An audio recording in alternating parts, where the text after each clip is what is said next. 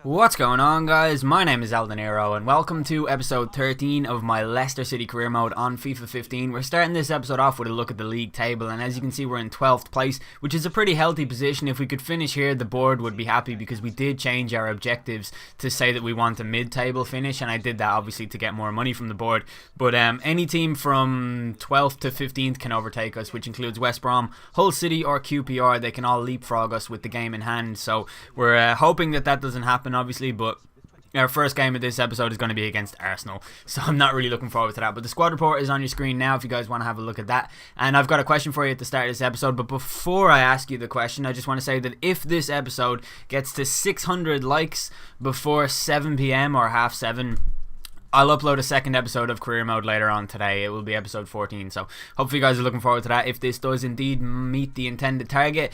But yeah, my question for you guys is who has been your favourite player to use on FIFA 15 so far? It can be on Ultimate Team or Career Mode. I'm easy with this question, but for me it's actually Esteban Cambiasso, and I can't really explain why. Obviously, like, I can't really show you. You know, it's a lot harder to show someone the qualities or the pros of using a defensive midfielder, because it's not really glamorous to watch someone making standing tackles. But as you can see, he is decreasing rapidly with his ratings. His technical stats are still decent though, and he just makes a huge difference to the midfield. Like, I think one of the reasons I'm struggling with Legendary on career mode is because while this game totally does match my style, and I think I will actually, like, when I learn how to play this game, I think I'm going to be really good at it.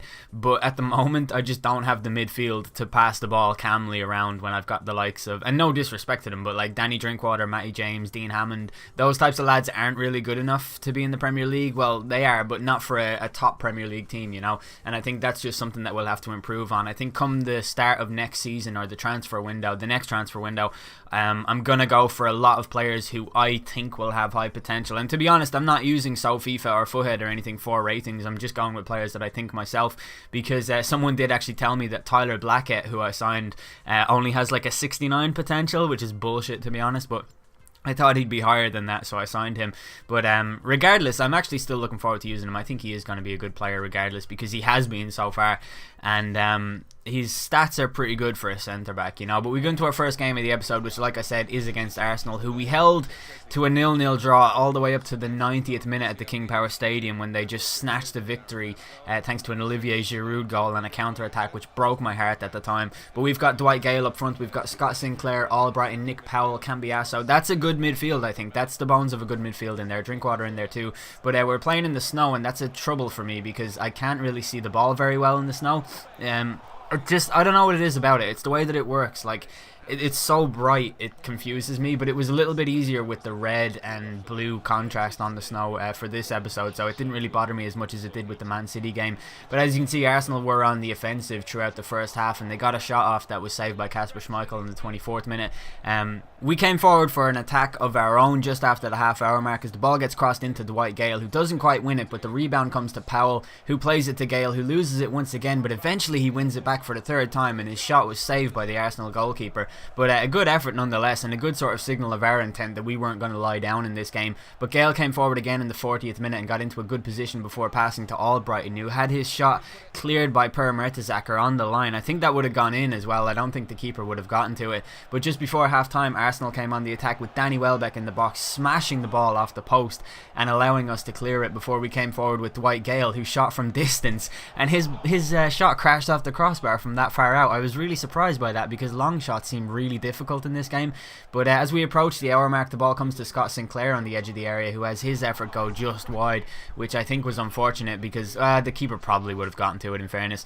But Arsenal came forward in the 74th minute with Welbeck winning a header. He plays it into Jack Wilshere, whose shot goes just over the bar. And then we come up to the 90th minute inside stoppage time, when Arsenal came forward. It was Alexis Sanchez on the ball. He goes back to Debuchy on the right hand side, as they looked for a kind of a patient build up, doing it the Arsenal way, where they pass the ball around a lot. The ball comes into Sanchez, and it finds Cazorla at the far post, who ends up scoring.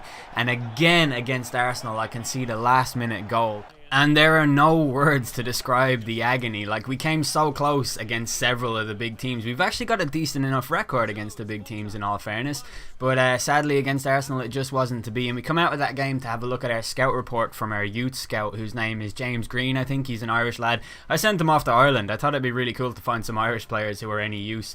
But sadly, it doesn't look as though he's come back with anything decent. I probably should have sent him to a better country. I probably should have gotten a better scout. But that's just the way that it is. I did actually end up signing one player. I forget who it was, though, but it's not really important because I don't think he was any good. But our next game is away from home against Everton in the reverse fixture of our opening fixture. Does that make sense? The reverse version. First game of the season, we played Everton, basically. We won 2-1 because Gary Mackay-Steven scored 2. And it feels as if he hasn't fucking scored since. He's done nothing. Like, I don't know. The jump to legendary has not helped Mackay-Steven. Actually, one thing I did want to mention. As you see, we go on a counter-attack here and Dwight Gale picks up the ball. And now, this was where I bared down on goal. I tried to do that light finesse shot thing, but I did it from too far out because I was terrified of John Stones coming back and tackling me at the time. But Everton came on the offensive in the 21st minute with Leighton Baines. He crosses it into Atsu, who amazingly wins that header ahead of, I think it was Liam Moore in defence. And I was so angry at this point in the game. But one thing I did want to say is, if you guys were looking at the squad report, Gary Mackay-Steven's rating is still 70. He hasn't gone up at all, so I guess the potential glitch exists still, and that it's not actually gone at all, which I think is incredible. Like, I'm not even mad. It is actually awesome that a company would release a game with the exact same glitch on it after saying that they fixed it. It's just, you can't even be mad. It's just so EA, isn't it? But in the 44th minute, Everton came forward with Leighton Baines once again coming down that left-hand side. His cross was blocked by Morgan, who passed it back into Powell, who lost the ball to Atsu in the box. It was crossed in towards Osman, who hit the crossbar, and eventually McGeady finds his way in at the far post to belt it into the back of the net and put Everton 2-0 up. And at this point, I figured, again, the game is over. It was very similar to the Villa game. It was very similar to the Stoke City game before that, and it's been very similar to a lot of games in our season. But this moment here is a display of absolute cuntfuckery that I can't fathom at the moment. As Everton get a free kick, that was fair enough, and Tim Howard takes it, he passes it, and Mackay-Steven intercepts it from Stones and buries it, and it's a goal, right?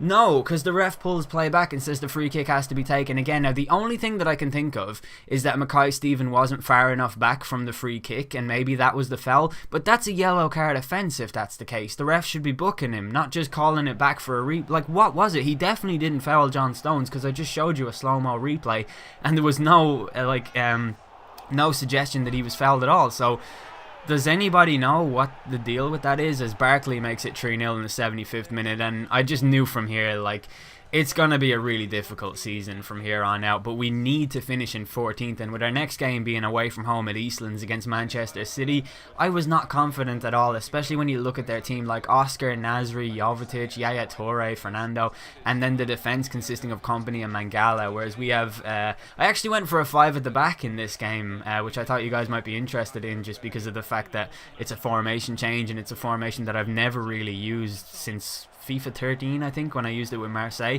But it didn't really stop Man City, as you'd expect, and they came forward and hit the post in the 10th minute, and then 2 minutes later they came forward again with James Milner crossing the ball into Sevan Jovetic, and 5 defenders, 10 defenders, it doesn't matter. Jovetic is going to score goals, and he did just that to open the scoring in the 12th minute.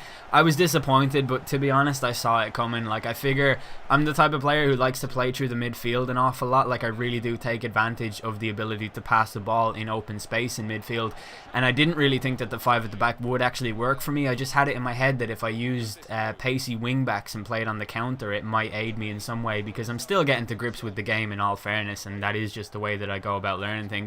But Man City's pressure just past the hour mark was the moment where I realised that the formation was never going to work for me, as Yaya Toure hit the crossbar from about a mile out, and then the rebound, the ball came back into play for City, and it was Nasri on the right hand side of the pitch, his cross finding Jovetic, his header finding the back of the net, and that makes it 2-0 to Manchester City. And I believe that's Jovicic's 4th goal against us this season overall, which is a pretty decent return for him. He's a player, like, I really do like Sevan Jovetic. He was my favourite player in FIFA 13 career mode, and I never actually got to buy him, or not career mode, sorry, Ultimate Team. I never got to buy him last season because Man United hijacked my bid. But in the 77th minute, Man City came forward again, and this is just the way that these games go, right? The ball comes into Oscar, he makes it 3-0, and like it was in the 77th minute. Barkley's goal, his goal against us in the last game, was in the 75th minute, and I'm pretty sure Arsenal scored an 80th minute goal with Benteke.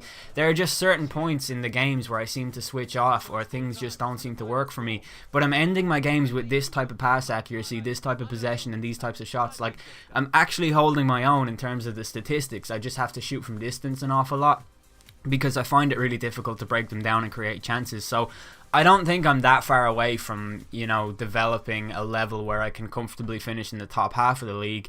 But I think that this season will maybe be a little bit of a write-off, and next season is where everything is really going to come into play. So anyways, I rambled on for an awful lot there, but that's the end of this episode. Hopefully you guys enjoyed it. If this episode gets 600 likes, there'll be another episode later on, so hopefully I'll see you then. I've been El Dinero. Thanks for watching.